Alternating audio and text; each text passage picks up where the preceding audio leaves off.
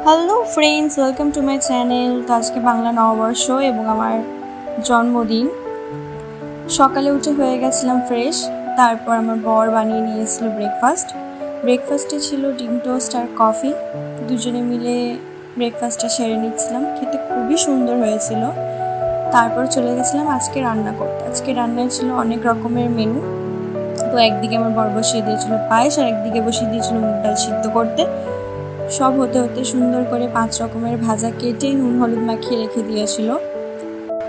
পায়েস নামানোর পর করে নিচ্ছিল মুগ ডালের জন্য মাছের মাথা ভাজা আর 5 রকমের ভাজা। তো দুপুরবেলা তাড়াতাড়ি করে রান্নাটা শেষ করে সুন্দর করে আমাকে খাবারটা গুছিয়ে দিয়েছিল লাঞ্চ করে নেওয়ার জন্যে। খাওয়ার আগে আমি কিছুক্ষণ আমার র্যাবিট বেবিদের নিয়ে খেলা করছিলাম, কারণ ওদের ছাড়া তো আমার দিন চলেই না বলতে গেলে। তারপর তাড়াতাড়ি করে লাঞ্চ সেরে নিয়ে রেডি হয়ে বেরিয়ে গেছিলাম ঘুরতে। Stay watching for part 2.